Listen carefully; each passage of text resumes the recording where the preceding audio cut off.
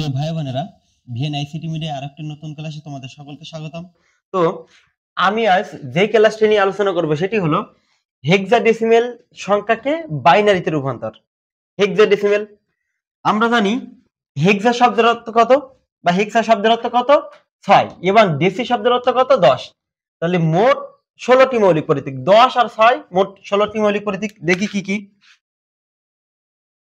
ডেসিমেলের 10টি মৌলিক প্রতীক 0, 1, 2, 3, 4, 5, 6, 7, 8, 9 এবং হেক্সা 6টি মৌলিক প্রতীক কি কি? এ, B, C, D, E, F. মোট এখানে 16টি মৌলিক প্রতীক আছে, তাই জন্য হেক্সাডেসিমেলের বেস কত? 16 বা 16। এখন এ থেকে যাব কোথায়? বাইনারিতে। বাইনারিতে 22 শব্দের অর্থ 2। যে সংখ্যা পদ্ধতিতে দুটি মৌলিক প্রতীক 0 এবং 1 ব্যবহার করে তাকে বাইনারি সংখ্যা পদ্ধতি বলে।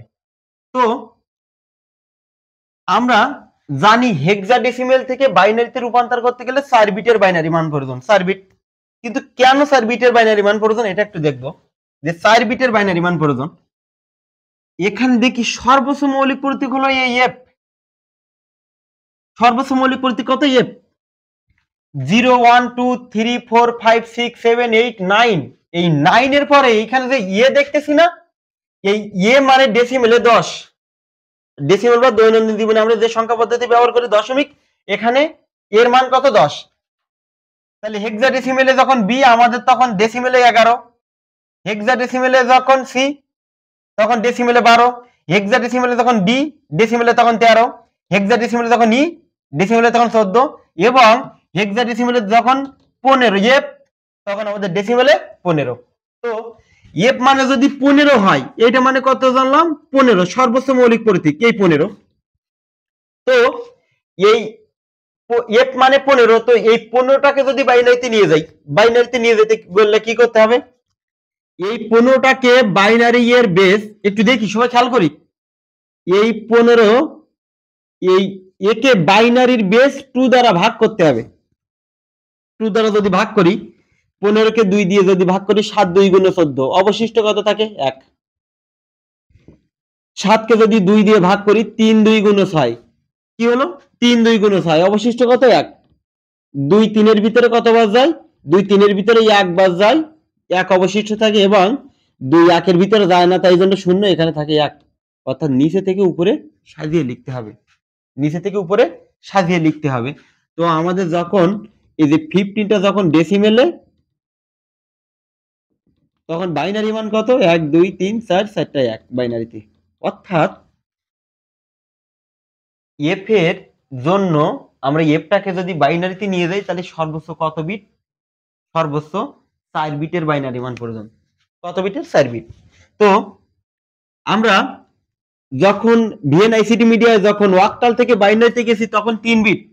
ওইখানে আলোচনা করছিলাম বিট কি, অর্থাৎ বিট আলোচনা করছিলাম এরকম ভাবে 2 to the power 0, 2 to the power 1, 2 to the power 2, 2 to the power 3, এমনি এমনি করে।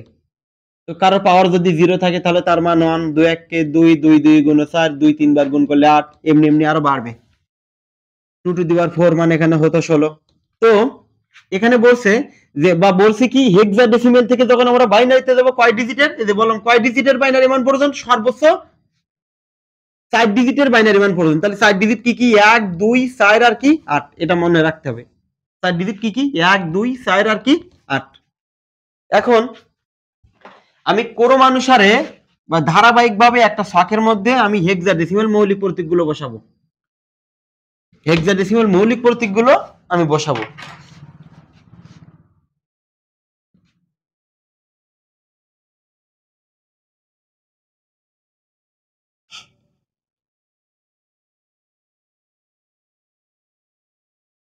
আমি এখানে হেক্সাডেসিমেল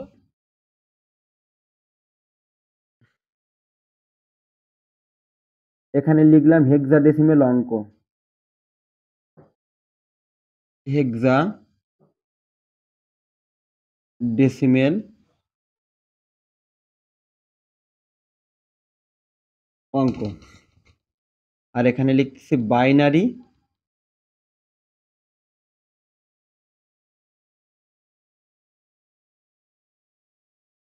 বাইনারি সংখ্যা। তো প্রথম আমি বলেছি কয় বিটের, 4 বিটের। তো 4 বিটের জন্য আমি এখানে ঘর 4টা আলাদা আলাদা করলাম, 4 বিট। তো আমরা বাইনারি 4 বিট মানে কি কি জানি?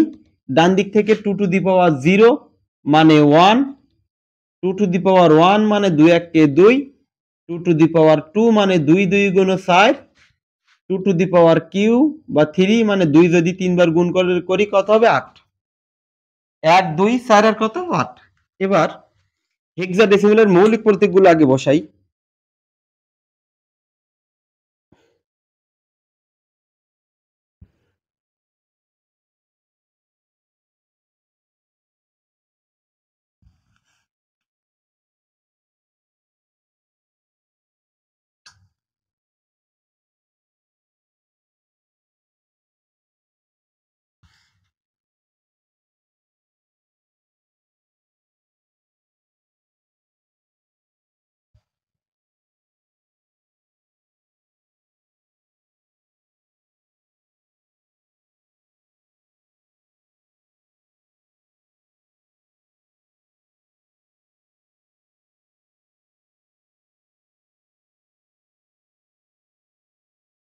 তাহলে এখানে মোট ঘর করলাম কতটি? 16টি। যেহেতু হেক্সাডেসিমেলের 16টি মৌলিক প্রতীক, প্রথম 0 1 2 3 4 5 6 7 8 9 A B C D E F. একটু খেয়াল করি, সবাই দেখি একটু। তো এখানে এমন ভাবে ভাববো যে 0 মানে আমি বলেছিলাম 0 মানে অন্যান্য সকল পদ্ধতি, ডেসিমেলে যদি 0 হয় অন্যান্য সকল পদ্ধতিতে সব কি 0, অর্থাৎ 0 এর সমকক্ষ বাইনারি মান সকল ক্ষেত্রে কি হবে? 0 হবে। অর্থাৎ আমি এখানে চাইলে 0 বসাতে পারি বা 0 এর ঘরটা আমি ফাঁকা রাখলাম। পরবর্তীতে 1। তো 1 মানে আমরা এদিকে দেখবো, খেয়াল রাখবো 1 2 4 আর 8 আমাদের 1 প্রয়োজন। তো ডাইন পাশের এই ঘরগুলোতে, এই যে ডাইন পাশের এই ঘরগুলোতে 1 2 4 8 এটা সম্পূর্ণ 1 এর ঘর, এটা সম্পূর্ণ 2 এর ঘর, এটা সম্পূর্ণ 4 এর ঘর এবং এটা সম্পূর্ণ 8 এর ঘর। 1 যদি হেক্সাডেসিমেলে থাকে তাহলে এর সমকক্ষ বাইনারি মান এখানে বসাবো, 2 এর সমকক্ষ বাইনারি মান এই ঘরগুলোতে, 3 এর বাইনারি মান এই ঘরগুলোতে বসাবো। কিভাবে একটু দেখি, একটু খেয়াল করি। প্রথমে 1, এই হেক্সাডেসিমেলে 0 মানে আমি কি বলছি? সব ঘরগুলো 0।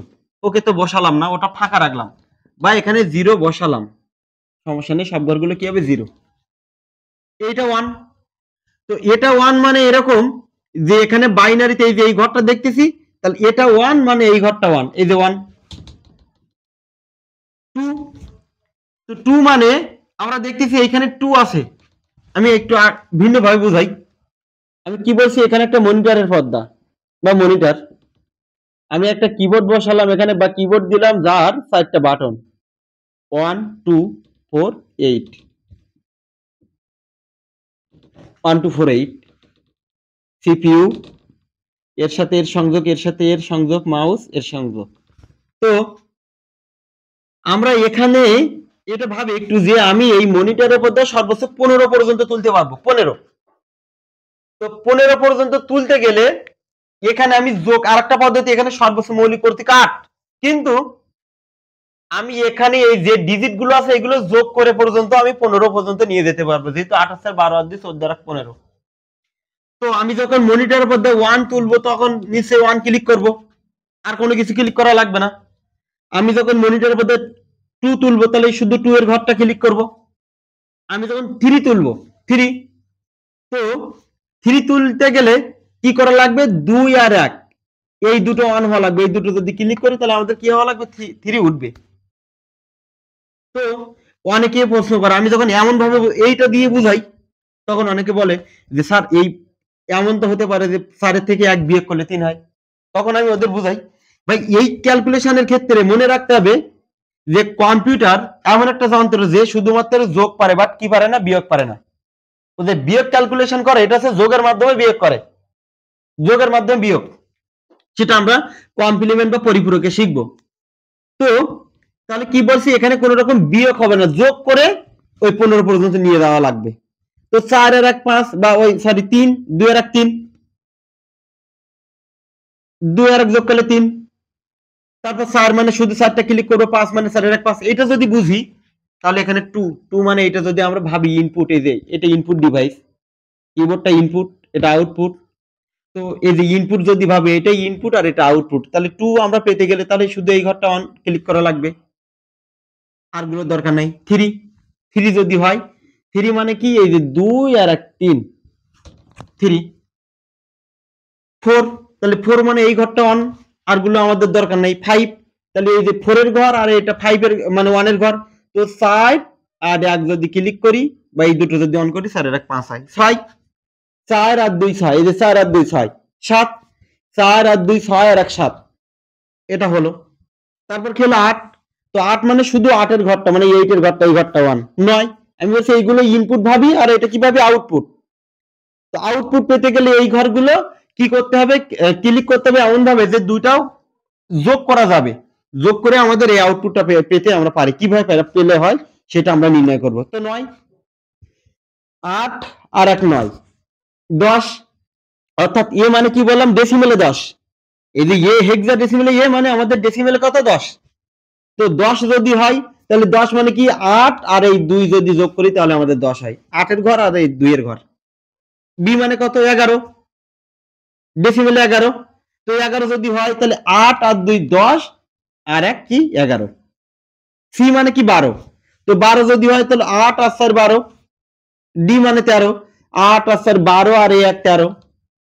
ই মানে কত 14, 8 আর 4 12 আর 2 14, 15। 8 আর 4 12 আর 2 14 আর 1 কি 15। ওকে, আমরা এই মানগুলো বসালাম। যে ঘরগুলো আমাদের দরকার ছিল না বা যে ঘরগুলো আমরা ক্লিক করিনি, আমরা জানি কোন ইনপুট বা কিবোর্ডে আমরা যেটা ক্লিক করি ওটা 1 আর বাদ বাকিগুলো সব 0। তাহলে যে ঘরগুলো আমাদের প্রয়োজন হয়নি, ক্লিক করার প্রয়োজন হয়নি, তাহলে সেই ঘরগুলো কি করব 0 দিয়ে দেব, অর্থাৎ 0 0 0 এমনি করে দিয়ে নিলাম, 0 দিয়ে নিলাম। নেওয়ার পরে আমরা একটা নির্দিষ্ট মান পেয়ে যাচ্ছে কিভাবে, এখন আমাদের এই 4টা ঘরই প্রয়োজন, 4টা ঘরের মানই আমাদের প্রয়োজন।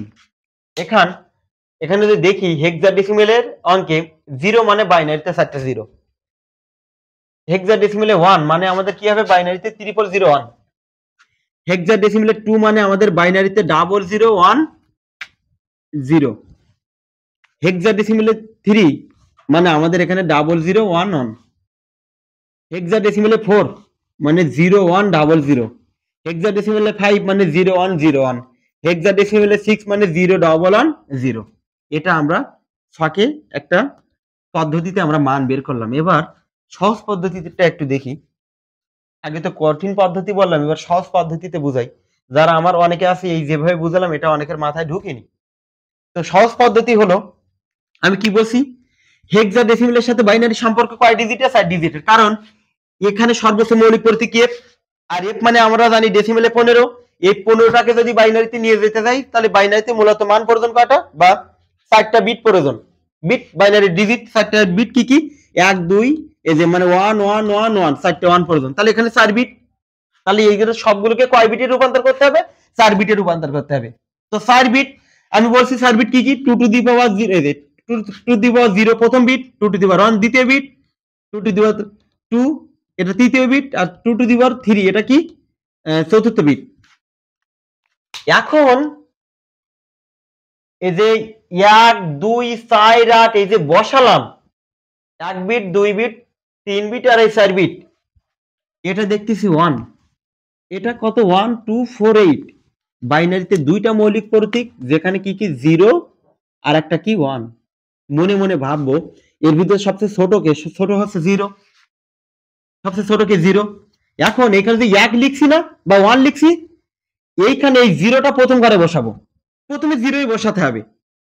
তো 1 না একটা 0 একটা 1 একটা 0 একটা 1 একটা 0 একটা 1 একটা 0 একটা 1 একটা 0 একটা 1 একটা 0 একটা 1 একটা 0 একটা 1 একটা 0 একটা 1।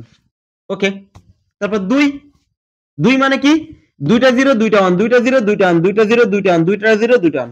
4 4 মানে 4টা 0 4টা 1, 4টা 0 4টা 1। 8 8 মানে 8টা 0 8টা 1। এভাবে যদি আমরা কোড করে যদি এভাবে মান বসিয়ে দিই তাহলে আমরা এই হেক্সাডেসিমেলের বাইনারি মানগুলো পেয়ে যাব। তো এটা ছিল ছকের মাধ্যমে বুঝালাম। এখন এই অঙ্ক করতে করতে এমন একটা সময় আসবে যে আমাদের এই ছকের কোনো দরকার হবে না, আমরা মানে নিজেরা এর মান বলতে পারবো। বলতে কি, শুধুমাত্র মনে রাখতে হবে আমাদের হেক্সাডেসিমেল থেকে বাইনারিতে যেতে গেলে 4 ডিজিট, আর সেই 4 ডিজিটটা হলো কি 1 2 4 আর কি 8, এই সেটটা হলেই এনাফ। তো আমি এখন একটি অঙ্ক বসাই, অঙ্কটার পরে সেটাও বলে দেব যে কিভাবে আমাদের এই ছক ভিন্ন করব। এখানে একটা অঙ্ক হলো A2F, এটা হেক্সাডেসিমেলে, এ থেকে আমাদের যেতে হবে কোথায়, বাইনারি। সলিউশন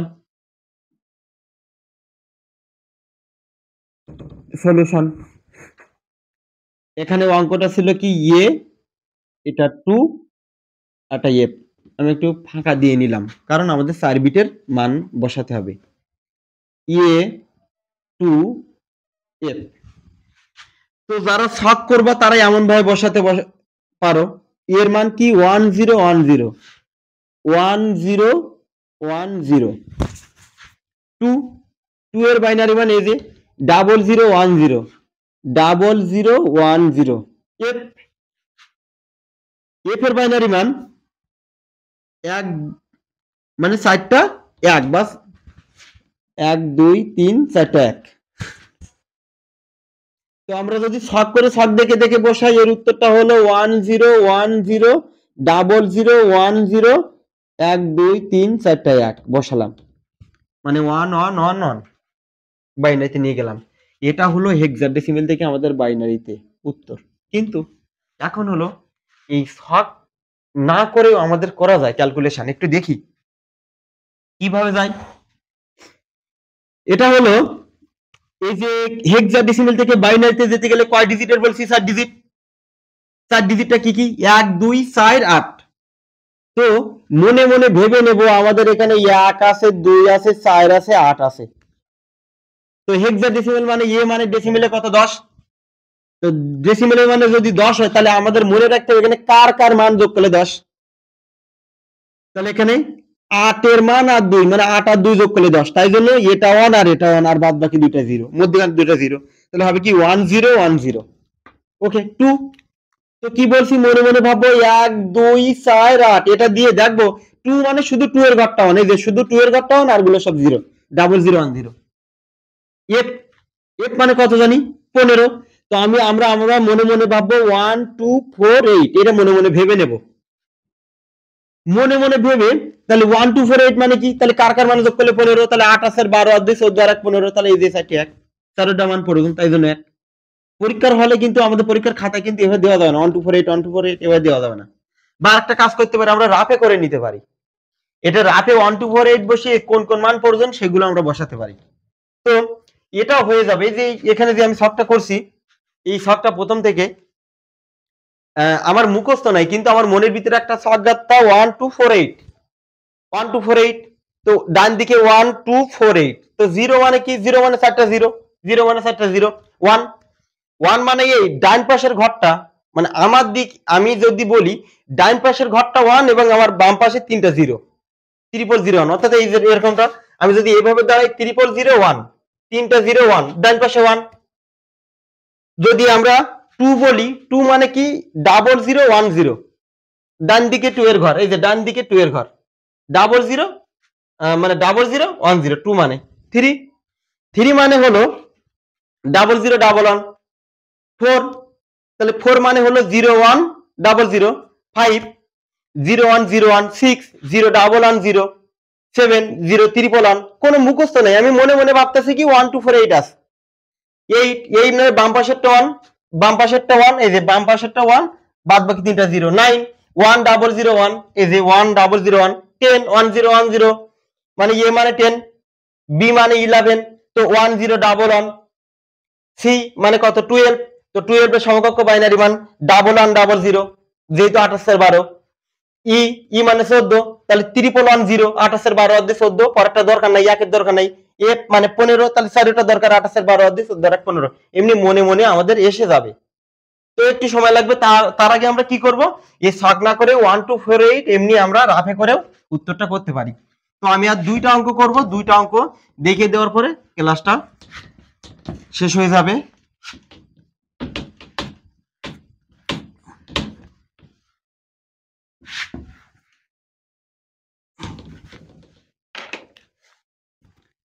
অঙ্ক হলো 6 7b.2c। এটা হেক্সাডেসিমেলে, এ থেকে আমরা যদি বাইনারিতে যাই, সলিউশন। তো এখানে কি আছে, 6 7b.2c। যেহেতু 4 ডিজিটের বাইনারি মান প্রয়োজন, তো একটু দেখি। 6, তো কি বলছি মনে মনে, এরকম বলছি 1 2 4 8, এরকমটা রাফে বসাবো। 6 কার কার মান যোগ করলে 6, তো 4 আর 2 যোগ করলে 6, তাহলে এটা প্রয়োজন নেই মানে 0, এটাও 0, তাহলে 0 1 1 0, অর্থাৎ 6 এর মান 0 1 1 0। 7, তো 7 মানে আমাদের 8 প্রয়োজন নাই, 4 আর 2 4 1 7, তাহলে 0 1 1 ওকে। বি, বি মানে কত, ওদিকে গুণে মনে রাখতে হবে। বি মানে 11, 11 মানে কার কার মান যোগ করলে 11, বি ইকুয়াল, তাহলে 8 আর 2 10 আর 1 11, অর্থাৎ এটা প্রয়োজন, এটা প্রয়োজন, এটা প্রয়োজন, তাহলে এটা প্রয়োজন 9, 1011 2, 2 মানে শুধু এটা, আর বাদ বাকিগুলো সব 0, তাহলে 0010 সি, সি মানে কি 12, তো 12 যদি হয় তাহলে 8 আর 12, অর্থাৎ এই যে প্রথম দুইটা 1 আর বাদ বাকিগুলো 0, তাহলে 1100। এখন আসি উত্তর লেখার ক্ষেত্রে। উত্তর লেখার ক্ষেত্রে করণীয় হলো, উত্তর লেখার ক্ষেত্রে করণীয় আগে বসাই 01100111011.001000, এটা আমরা বসালাম বাইনারিতে। অতএব অতএব অঙ্কটা ছিল 6 7b.2c, এটা হেক্সাডেসিমেলে। এ থেকে যখন আমরা বাইনারিতে গেছি, তখন কি আমরা জানি, এই দশমিকের আগে এটাকে বলা হয় পূর্ণ সংখ্যা। পূর্ণ সংখ্যার আগে যেই শূন্যটা, এই শূন্যর কোনো মূল্য নাই, মানে এটা সহকারী অঙ্ক। তো পূর্ণ সংখ্যার আগে যদি থাকে এই শূন্যের কোনো মূল্য নেই, তাহলে কত থেকে বসাবো, পরের থেকে 1100 পয়েন্ট। এবার এখান থেকে বসাতে যাই 001011, তো এখানে কি, যে পরবর্তী যে দুইটা শূন্য এর কোনো মূল্য নাই। দশমিকের পরে যদি লাস্টে মানে শেষের দিকে যে সার্থক অঙ্ক থাকে, 1 2 3 4 5 6 7 8 9 সার্থক অঙ্ক, এই সার্থক অঙ্কের পরে যদি কোন রকম কোন সহকারী অঙ্ক থাকে, অর্থাৎ শূন্য যদি থাকে, ওর কোনো মূল্য নাই, এই জন্য এই শূন্য দেব না। এইটা হচ্ছে আমাদের উত্তর। এটা দিলেও হবে, নাও দিলে হবে, কিন্তু দেব না এই জন্য আমাদের নিজের মনে রাখতে হবে। দেব না এই জন্য যখন আমরা পরবর্তীতে বাইনারি থেকে ডেসিমেলে যাব, হেক্সাডেসিমেলে যাব, তখন আমাদের কখনো কখনো বিট কম পড়বে, যেহেতু 4 ডিজিটের মান প্রয়োজন। তো 4 ডিজিট যখন কম পড়বে তখন আমরা আনবো, মানে শূন্য নিয়ে নেব। তো কোথায় নেব, এখন যদি আগে ত্যাগ করতে পারি তাহলে তখন আমরা নিতে পারবো। এই জন্য আমাদের আগে এখান থেকে কোন শূন্য নেব আর কোন শূন্য নেব না, এই মন মানসিকতা থাকতে হবে সেগুলো রিমুভ করার।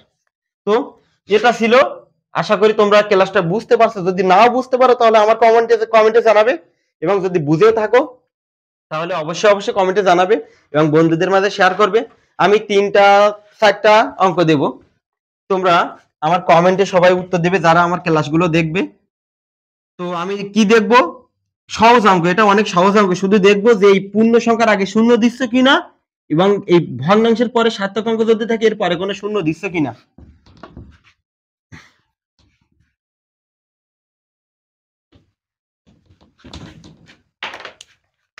1 নম্বর কাজ হলো, 1 নম্বর কাজটা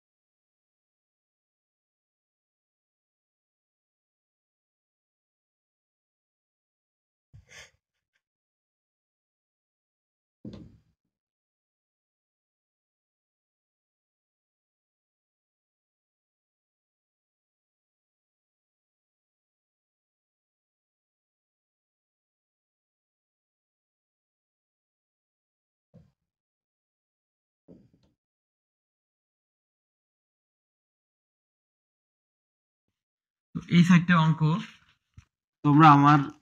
তোমরা ক্যালকুলেশন করে আমার কমেন্টে জানাবে এবং সকলে ভালো থাকবে। আজকের ক্লাস এই পর্যন্ত। সকলকে ধন্যবাদ।